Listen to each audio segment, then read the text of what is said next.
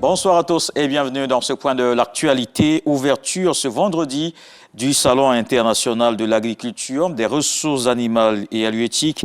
Le Sahara 2025 se tient au parc des expositions à Port-Bouët. C'est un rendez-vous de nombreuses opportunités pour les acteurs du monde agricole. Le Premier ministre Robert Begley-Mambé a représenté le président de la République à la cérémonie d'ouverture. La Chine, pays invité d'honneur, partage son expérience avec la Côte d'Ivoire, qui a de grandes ambitions pour l'agriculture et les ressources animales et halieutiques. Je vous propose d'écouter le Premier ministre. Le président Alassane nous a demandé de mettre l'accent sur les éléments suivants. Premièrement, la diversification des cultures de rente. Deuxièmement, la transformation locale sur plusieurs niveaux des cultures de rente par l'accélération de l'agro-industrie. Troisièmement, l'amplification de la production des intrants de grande qualité.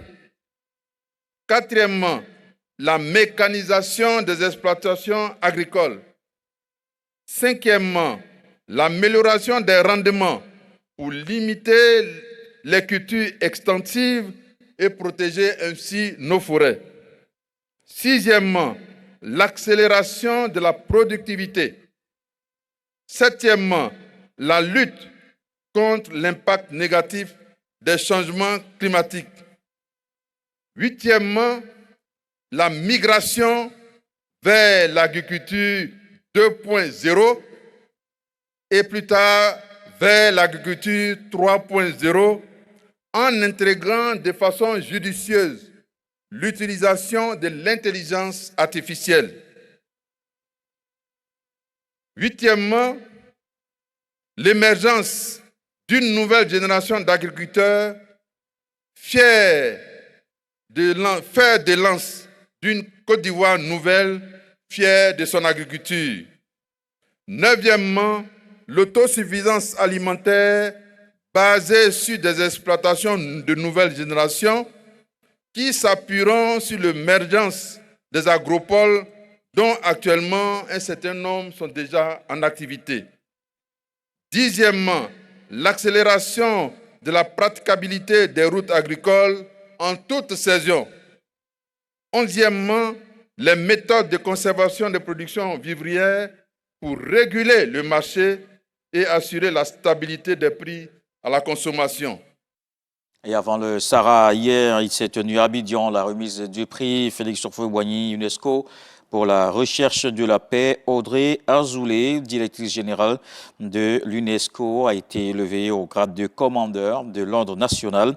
La Côte d'Ivoire salue un parcours exceptionnel.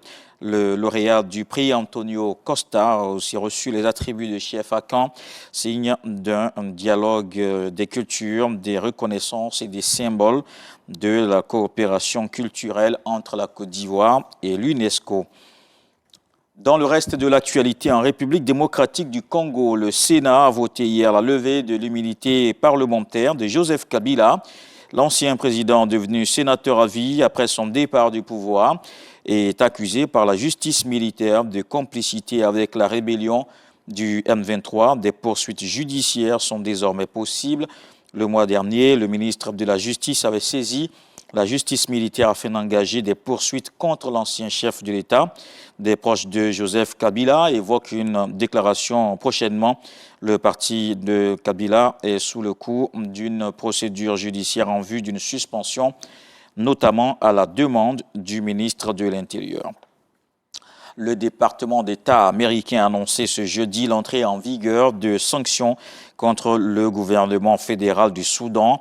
Il est accusé d'avoir eu recours à des armes chimiques en 2024, cela dans le conflit sanglant qui oppose l'armée régulière aux paramilitaires des forces de soutien rapide. D'après des officiels américains, ces armes ont été déployées dans des campagnes isolées, mais certains redoutent un usage dans les zones densément peuplées. Dans un communiqué publié aujourd'hui, le gouvernement soudanais a démenti avoir eu un tel recours. Ces accusations sont sans fondement, a indiqué le porte-parole du gouvernement. La Russie et l'Ukraine ont entamé ce vendredi la première étape d'un échange record de prisonniers. Côté russe, Moscou a annoncé avoir récupéré 270 de ses soldats et 120 civils. L'Ukraine a pour sa part récupéré le même nombre de militaires et civils.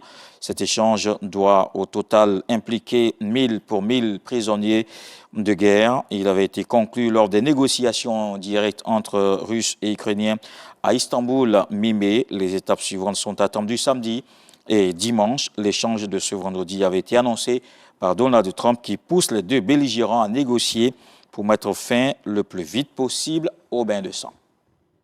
On se retrouve à 20h pour la grande édition. Voici les infos régionales.